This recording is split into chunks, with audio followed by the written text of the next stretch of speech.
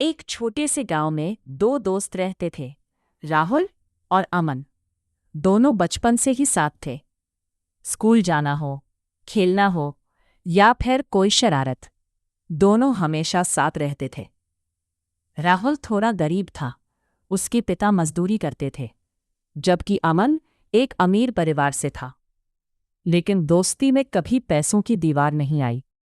एक दिन स्कूल में टीचर ने पूछा, तुम बड़े होकर क्या बनना चाहते हो? राहुल बोला, मैं बड़ा आदमी बनना चाहता हूँ ताकि अपने परिवार की गरीबी दूर कर सकूं। अमन मुस्कुराकर बोला, और मैं राहुल का साथ कभी नहीं छोड़ूंगा। दोनों ने उसी दिन कसम खाई, हम जिंदगी भर साथ रहेंगे। समय बीतता गया, दोनों बड़े हो गए। राहुल पढ़ाई में बहुत तेज था, लेकिन पैसों की कमी थी। अमन भी ठीक ठाक पढ़ता था, लेकिन उसे कभी किसी चीज की कमी नहीं हुई। एक दिन राहुल के घर की हालत बहुत खराब हो गई। उसके पिता बीमार पड़ गए। राहुल ने पढ़ाई छोड़ने का फैसला कर लिया। जब ये बात अमन को पता चली, तो वो दौड़ता हुआ उसके घर गया। अमन बोला, तू पढ़ाई क्यों छोड़ रहा है?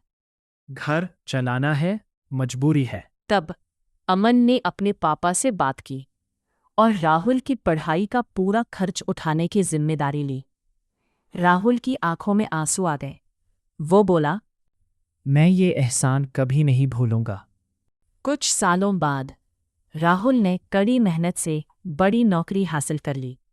अब वो शहर में रहने लगा। अमन ने भी अपने पिता का बिजनेस संभाल लिया।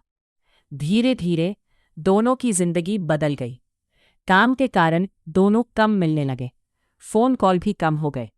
एक दिन अमन ने राहुल को कॉल किया, लेकिन राहुल मीटिंग में था। उसने फोन नहीं उठाया। फिर कई दिनों तक राहुल ने वापस कॉल नहीं किया। अमन को लगा, अब राहुल बदल गया है, उसे अपनी नई जिंदगी में मेरी जरूरत नहीं। और यही गलतफहमी दोनों के बीच दूरी बन गई।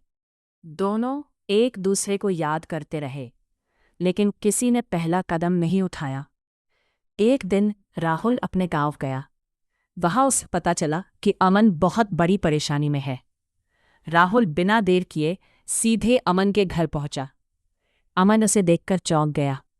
कुछ देर दोनों चुप रहे। फिर राहुल बोला, तूने बताया क्यों नहीं? अमन ने गुस्से में कहा। तूने बताया क्यों नहीं? दोनों के बीच बहस शुरू हो गई। फिर अचानक राहुल ने कहा, तू पागल है क्या? मैं आज भी तेरा वही दोस्त हूं।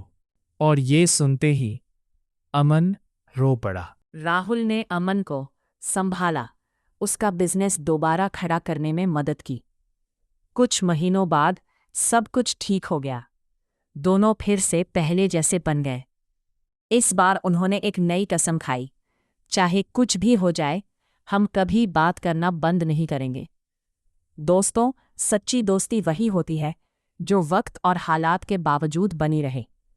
गलतफहमियां हर रिश्ते में आती हैं, लेकिन जो उन्हें दूर कर ले, वही असली दोस्त होता है।